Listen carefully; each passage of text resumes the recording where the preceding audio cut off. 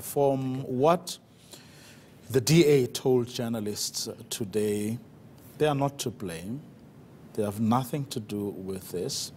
It's the work of unprincipled people who want, in the EFF, who want to return a corrupt ANC back into power via the back door. Well, you know what? There are fundamental questions about the coalitions that have not been dealt with from the beginning. So the DA cannot just try to avoid taking responsibility. They should have asked in the first place what would be the basis for entering into a coalition with the EFF.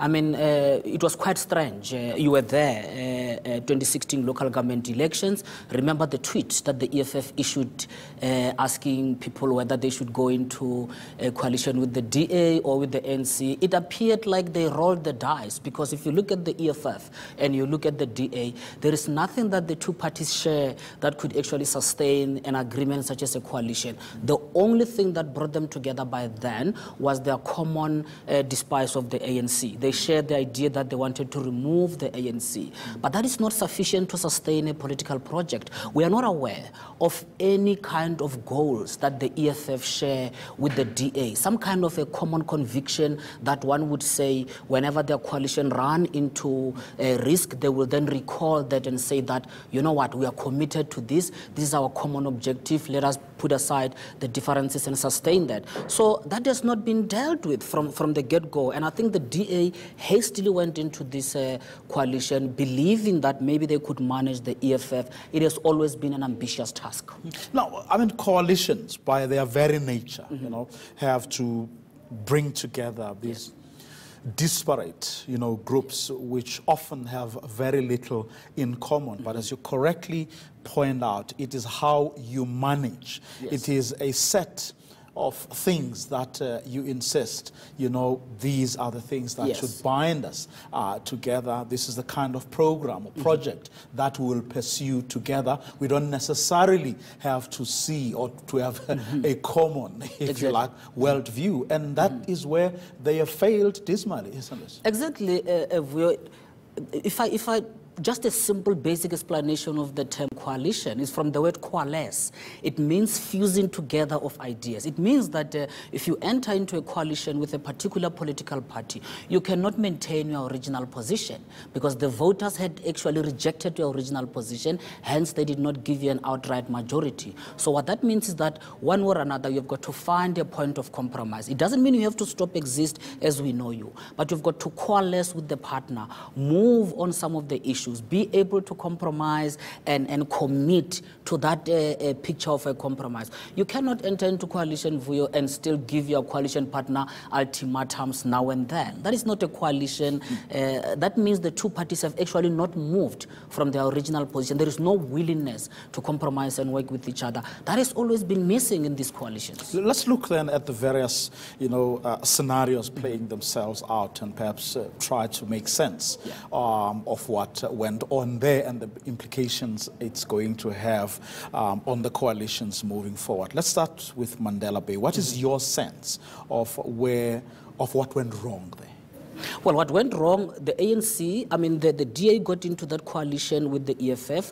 There has never been an attempt to maintain that coalition. Remember that coalition nearly collapsed before, and it was saved in the last minute, but it appears that it could not sustain on that. What that means is that there has never been an attempt to actually maintain that coalition. I mean, I thought it was quite surprising when the EFF actually went on and said that they wanted to get rid of Trollop because he was white. And I said to myself, when did they realize that he was white? He had been white all along, from day one when they went into a coalition with him. For me, it actually shows that generally from Nelson Mandela Bay, the EFF is finding it politically costly, or it's seeing the possibility of the cost of aligning themselves with the DA. They need to distance themselves from the DA. And unfortunately, what the DA did when they went into that coalition, they have always been on a crisis management. They have not been able to try to forge some realignment, maybe get other parties that could save you on a long term. Also, the DA as a political party, if it was a person, I would say the ego is so huge that it's difficult to sustain your coalition. Well, I've had pundits who were saying it's probably a lot more about the character, you know, Trollop, who is this, within the DA that is, sort of larger than life personality. It's his way or the highway. Are they being fair, to Trollop? Or maybe I should say, is that a fair, sort of analysis? I mean, in all fairness, Trollop fits perfectly in terms of the idea of the DA. Look how they manage the question of Patricia de Lille. And it appears to me that when the DA goes into coalition, instead of understanding that you need to build this coalition, there seems to be an attempt to overwhelm other partners. Hence, Trollop comes across as someone whom, quote-unquote, arrogant, but the DA itself in coalitions has always carried itself in that manner of not really being seen yielding to other parties. There seems to be this view within the DA that at some point you are going to swallow the members that you have actually entered into coalition with. Very ambitious to approach the EFF with that point of view. You can't swallow the EFF. It won't work. Now, what is a Trollop doing that a Herman Mesaba isn't doing here in Johannesburg, where there are no calls for him? You're bringing a very interesting comparison about Herman Mesaba. It is very interesting. I think that Mesaba understands the street politics of Johannesburg. I think that probably he has built his own networks with different members of the council thereof. We've seen in a very interesting way, if you look at what is happening also in the city of Johannesburg, the DA seems to also be shopping for support on different issues. Sometimes you see the IFP coming out, you see the IAIC coming out on some issue and so forth. So I think maybe that is the politics of Mesaba. And if you look at how he carries himself, Mesaba is a maverick. He's less of a DA. He carries himself less of a DA member. The DA likes to do it by the book. I understand and I fully respect it. But within coalitions, you've got to drill down. You also have to build networks. Probably that is what sustains Mesaba's hold in the city of Johannesburg. Now, here's a Solim Simanga, loved yesterday, hated today.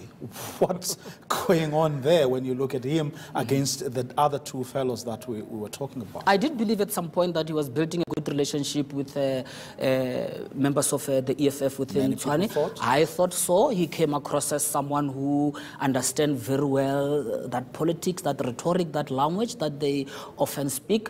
But unfortunately, they want to nail him on the basis of also the decisions that he has made within the city, also recently around the certain appointment. The EFF was mentioning that. But I do think that if again, Vuyo, as much as personal touch is important, you still need that institutional engagement between political parties, because if Mr. Msimang fall out with certain individual, there is no institutional framework within the party to carry the coalition. Probably there was a fallout, but I do think in the greater scheme of things, the EFF want to make sure that by the time they get to the 2019 election, they are not being confused with the DA whatsoever. They have always, even in their politics, always seized the DA as a liability. It was just a matter of time as to when do they find it acceptable, politically acceptable to disengage. Quickly, we've run out of time. If you were Mose Maimane, what would you be doing tonight to salvage the situation?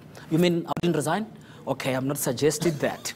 I think that he needs to just call his people, and they need to understand that this is not the end. I mean, this is about running the cities where their power base has always been shaken anyway. The DA need to think in a long term, because what we are seeing within the opposition, there is a realignment of opposition politics. The EFF is within the opposition, does not really think of itself as an opposition. It has impact on how the DA is going to survive as an opposition. This party, the DA, need to sit down and think in a long term, how does it position itself to respond to this shift within the opposition camp.